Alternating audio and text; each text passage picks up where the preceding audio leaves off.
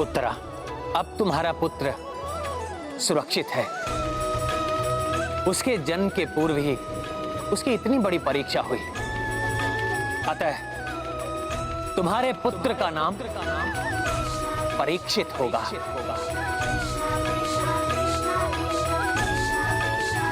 जो भविष्य में एक महान नरेश बनेगा। प्रभु, आपकी इस महान कृपा के लिए मैं ही नहीं, संपूर्ण पांडव कुल आपका सदा आभारी रहेगा प्रभु। सब परीक्षित के सौभाग्य को जानकर प्रसन्न थे, किंतु परास्त हुए कौरवों की माता गांधारी के वहां पहुंचते ही उनकी प्रसन्नता धूमिल पड़ गई।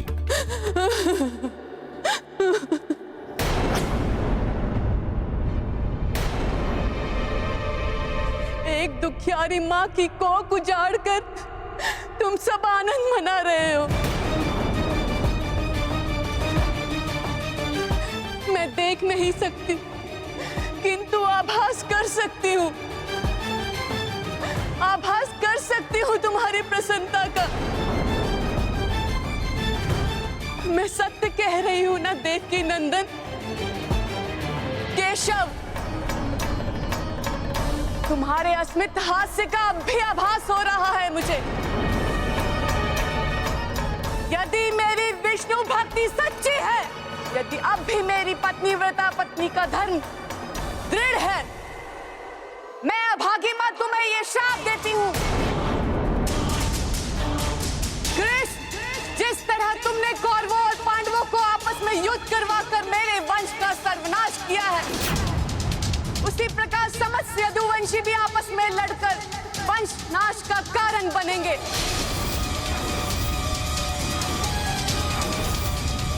और तुम्हारी द्वारका नगरी भी सागर के गर्त में जाकर समा जाएगी। आपका दिया हुआ श्राप अवश्य फलित होगा। नियति ने यही निर्धारित किया है। अभी हम सबको इन वीरों का विधिवत अंतिम संस्कार करना है, जिससे ये मोक्ष की ओर प्रवृत्त हो सके। तत्पश्चात धर्मराज युधिष्ठिर हस्तिनापुर के राज सिंहासन पर आरूढ़ हुए। श्री कृष्ण ने भी द्वारिका को प्रस्थान किया। देवी रुक्मिणी की उपस्थिति के कारण संसार के समस्त सुख द्वारिका में उपलब्ध थे, किंतु माता गांधारी के श्राप ने अपना प्रभाव दिखाया और एक दिन यदुवंशी आपस में ही लड़कर मृत्यु के मुख में समा गए। द्वापर युग के अंत के संकेत मिलते ही श्री कृष्ण ने भी जीवन से निर्वाण का निश्चय कर लिया।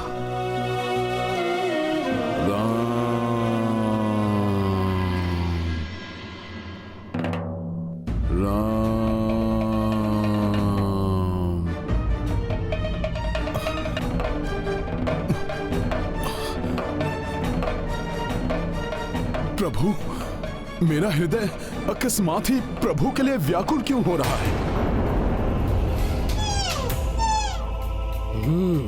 मृग, आज का आखेट प्राप्त हो गया मुझे।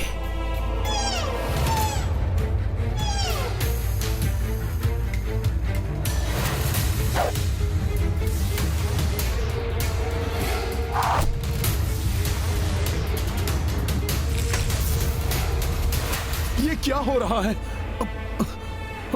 कभी प्रभु के लिए हृदय व्याकुल हो रहा है, तो कभी बाली भैया की मृत्यु का दृश्य इन नेत्रों के समक्ष घूम रहा है।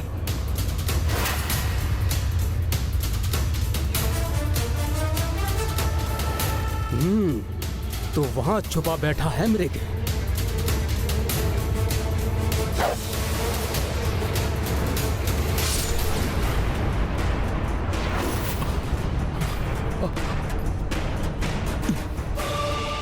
कुछ तो है जो मेरे हृदय को व्यथित कर रहा है। लक्ष्य पर लगा है मेरा तीर।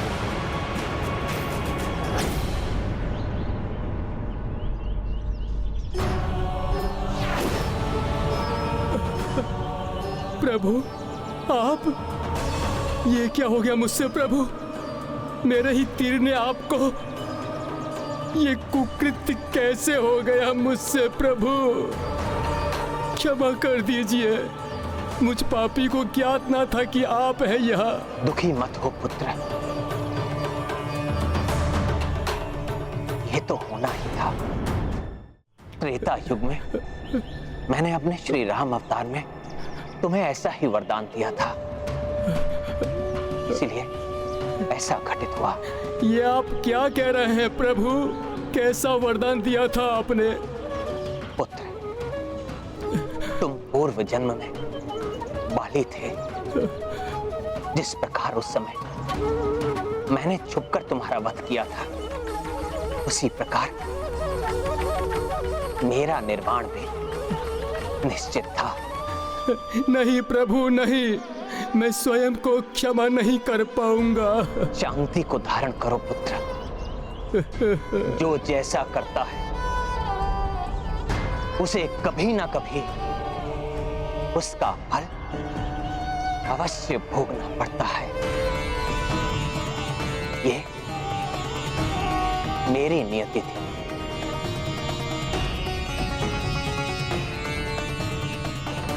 त्रेता युग में श्री राम ने हनुमान को जो वचन दिया था, उसे उन्होंने द्वापर युग में श्री कृष्णावतार में पूर्ण किया और पृथ्वी से निर्माण करने से पूर्व उन्होंने हनुमान को अपने अंतिम दर्शन दिए। प्रभु, मेरे प्रभु, प्रभु ये कैसी विडंबना है मेरे भाग्य की। पहले प्रभु श्री राम निर्वाण कर गए और अब आप भी मुझे इस भूलोक में छोड़कर जा रहे हैं। हनुमान, तुम तो भाग्यवान हो जो तुम मेरे दोनों अवतारों के साक्षी बने। और इसके पश्चात जब कलयुग में मैं पुनः अवतार धारण करूंगा, तब भी तुम उपस्थित होगे। क्या ये हर्ष का विषय नहीं है तुम्हारे लिए? यही सोचकर अपने चिरंजीवी होने के वरदान पर मैं संतोष कर लेता हूं प्रभु। अन्यथा मेरा हृदय ही जानता है कि अपने प्रभु को अपने इन नेत्रों के समक्ष निर्वाण करते हुए देखना कितना हृदय विदारक होता है। मैं तुम्हारी पीड़ा समझता हूं हनुमान, किंतु तुम्हारे कांधों पर बहुत बड़ा दायित्व है। धर्म एवं धर्म पथ के मार्गियों की रक्षा करने का उत्तरदायित्व निभाना है तुम्हें। कलयुग अब निकट ही है, जिसमें अधर्म का साम्राज्य अपने चरम पर होगा।